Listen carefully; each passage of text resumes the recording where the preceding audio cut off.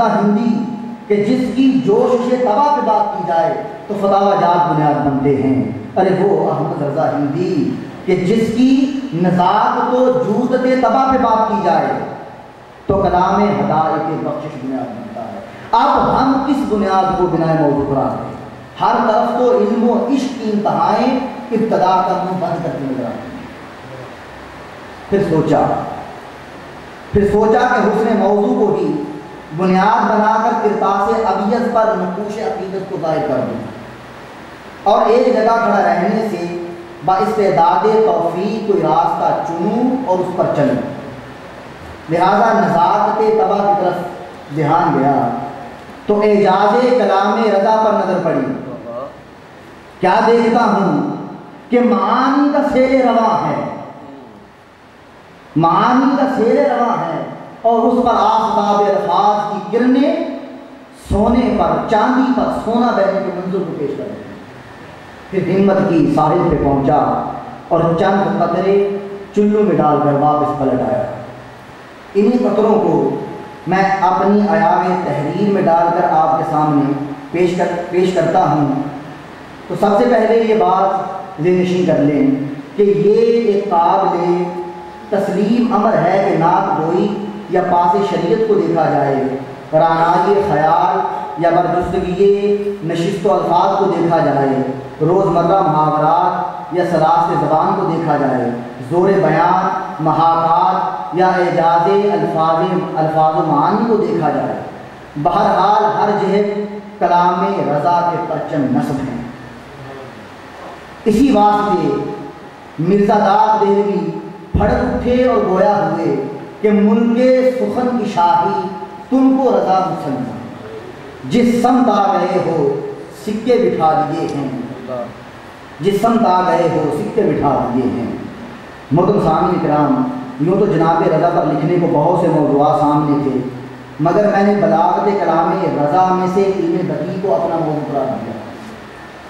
اب یہ علم، اب یہ موضوع اپنی وسعت کے اعتبار سے اتنا وسیع ہے کہ اس کو بیان کرنے کے لیے اور کلام رضا میں اس کا ثبوت فراہم کرنے کے لیے ایک بہت وسیع وقت چاہیے۔ لہذا میں نے اس موضوع کو بدل دیا۔ اللہ کے فضل و کرم سے میں نے اعجاز کلام رضا کو 100 سے زائد وجوہ سے ثابت کیا ہے کہ اعلیٰ حضرت کا کلام قرآن اور حدیث کے بعد عربی شاعری، فارسی شاعری اور اردو شاعری میں 100 سے زائد وجوہ کے اعتبار سے بلند اور رفیع۔ تو سب سے پہلے اعلیٰ حضرت عظیم المرتبہ پر اعتراض ہونے والے ایک جملے کا میں جواب دوں گا، اور وہی ایک جملہ ہے، اس کا جواب میرا موضوع ہے۔ اعلیٰ حضرت کے متعلق بعض لوگوں کا نظریہ ہے کہ وہ استاد شاعر نہ تھے، بس یہ جملہ ہے، یہ ان کا جملہ ہے، اور اس کے بعد میرا جواب سنیے۔ میں اعلیٰ حضرت کا مجھ پہ قرض ہے، میں ڈاکٹر مجید اللہ قادری صاحب سے 5 یا 7 منٹ زائد مانگتا ہوں کہ مجھے عنایت کر دیں۔ اعلیٰ حضرت رحمۃ اللہ تعالیٰ علیہ کے متعلق یہ جملہ بولا جاتا ہے کہ آپ استاد شاعر نہ تھے۔ جب ان سے پوچھا جاتا ہے اس کی وجہ کیا ہے تو وہ کہتے ہیں دیکھو، جیسے میر تک میر کا اپنا حلقہ ادب ہوا کرتا تھا، جیسے ناسک کا اپنا حلقہ ادب ہوا کرتا تھا، مومن کا، آتش کا اپنا حلقہ ادب ہوا کرتا تھا، مرزا داد دہلوی کا اپنا حلقہ ادب ہوا کرتا تھا کہ جس میں وہ اپنے شاگردوں کو تعلیم و سخن دیا کرتے۔ تو ایسا حلقہ اعلیٰ حضرت عظیم المرتبہ پروانہ شمع رسالت امام محمد رضا کا نہ تھا۔ تو جب ان کا کوئی حلقہ ہی نہ تھا تو آپ کو شاعری میں استاد کہنا یہ غلط ہے۔ ہم اعلیٰ حضرت کو شاعری میں استاد تسلیم نہیں کرتے، یہ ان کا نظریہ ہے اور یہ ان کی دلیل ہے۔ ہم کہتے ہیں یہ تو اچھا ہوا کہ آپ نے عدم استادیت کی علت یہ بتائی کہ حضرت رضا کا کوئی حلقہ نہ تھا۔ شاید آپ کو معلوم نہیں کہ حضرت رضا خود فرماتے ہیں، رہا نہ شوق کبھی مجھ کو سیر دیواں سے، رہا نہ شوق کبھی مجھ کو سیر دیواں سے، ہمیشہ صحبت ارباب شیر سے ہی نفور۔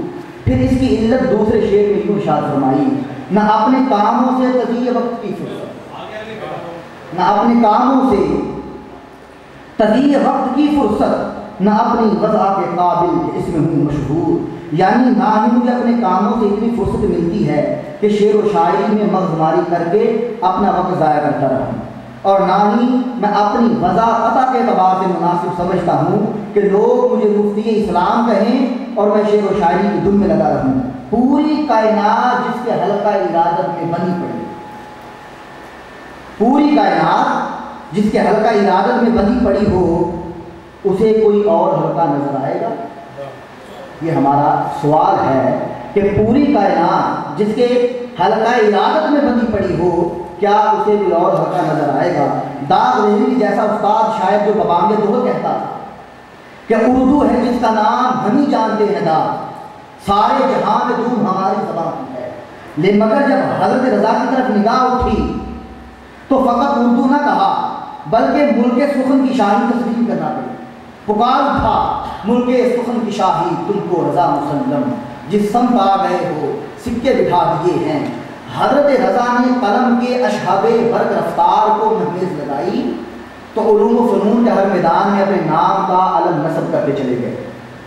آپ نے علم جبر و مقابلہ میں قلم اٹھایا، علم ترغیب و ترہیب میں قلم اٹھایا، علم الوفق میں قلم اٹھایا، علم نجوم میں، علم اصول حدیث میں، علم سلوک میں، علم تجوید میں، علم تصوف میں، علم حیت میں، علم ریاضی میں، علم جفر میں، علم اذکار میں، علم تفسیر میں، علم توقید میں، علم حدیث میں، علم المناقب میں، علم الفضائل میں، علم الاخلاق میں، علم سیر میں، علم تاریخ میں، علم ہندسہ میں، علم الفرائض میں، علم ادب عربی میں، علم اصول فقہ میں، علم کلام میں، علم مناظرہ میں، علم عقائد میں، اور علم فقہ میں آپ نے 150 سے زائد کتابیں تحریر فرمائی۔ اس کے علاوہ بے شمار علوم و فنون پر سینکڑوں کتابیں اور فتوے تحریر فرمائے۔ اب ذرا چشم ساتھ کھول کر دیکھو اور بتاؤ، کیا حضرت رضا کے پاس اتنا وقت تھا کہ وہ مشاعروں کی زینت بنتے؟ اسی لیے تو آپ نے فرمایا تھا، نہ اپنے کاموں سے تضیع وقت کی فرصت، نہ اپنی وضع کے قابل کہ اس میں ہوں مشہور۔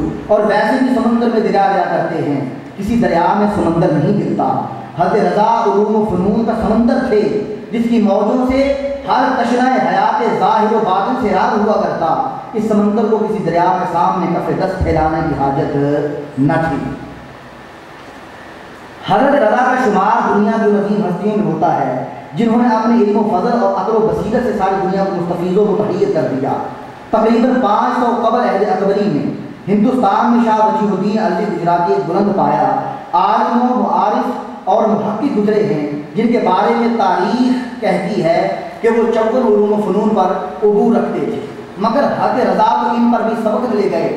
ڈاکٹر اقبال احمد اختر القادری نے اپنے مقالہ نادر زمن ہستی اور امام العلوم میں 71 علوم و فنون کی فہرست پیش کی ہے، جبکہ ایک اور مقالہ میں مولانا سید محمد ریاست علی قادری کے حوالے سے لکھتے ہیں کہ انہوں نے 100 سے بھی زائد علوم و فنون پر حضرت رضا کی دسترت کو ثابت کیا ہے دلائل کے ساتھ۔ اب کیا اتنے علوم و فنون کو جاننے والا محقق کیا مشاعروں کی زینت بنتا؟ جبکہ نام پر شعراء آپ کے تبحر علمی کے قائل تھے، آپ کی جودت تباہ پر انگشت بدندہ تھے، آپ سے عروض و قوافی اور اصلاح کلام سے متعلق فتوے طلب کیا کرتے تھے، جس کی سلطنت سخن سے متاع لوح و قلم علماء اور شعراء کو حاصل ہو، کیا وہ ذات حلقہ ارباب شعر کی محتاج ہوگی؟ ہرگز نہیں۔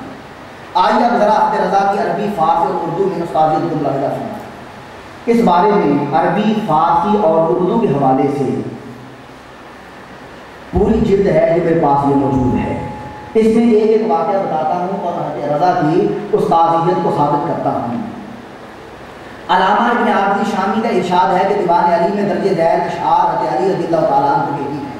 اس پر حضرت رضا اقول کہہ کر فرماتے ہیں کہ مذکورہ دیوان علی رضی اللہ تعالیٰ عنہ کو حضرت علی رضی اللہ تعالیٰ عنہ کی طرف منسوب کرنا درست نہیں، جیسا کہ علماء کرام نے ذکر فرمایا ہے، بلکہ حضرت علی سے تو چند اشعار ہی مروی ہیں، نہ کوئی دیوان اور نہ ہی کوئی مجموعہ اشعار۔ اب رہے مذکورہ اشعار تو محاضرۃ الابرار و مسامرۃ الاخیار میں شیخ اکبر محی الدین ابن عربی رحمۃ اللہ تعالیٰ علیہ نے فرمایا ہے کہ یہ اشعار علی بن ابی طالب کے روانی کے ہیں، حضرت علی رضی اللہ تعالیٰ عنہ کے نہیں۔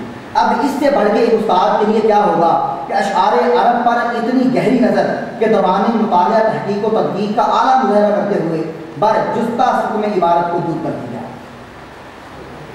اسی طرح اعلیٰ حضرت عظیم مرتبت رضی اللہ تعالیٰ عنہ کا کلام فارسی میں آپ کی استاد ملاحظہ فرمائیں کہ کس طرح مصرع پر مصرع لگا کر شعر کو معراج سخن کراتے ہیں۔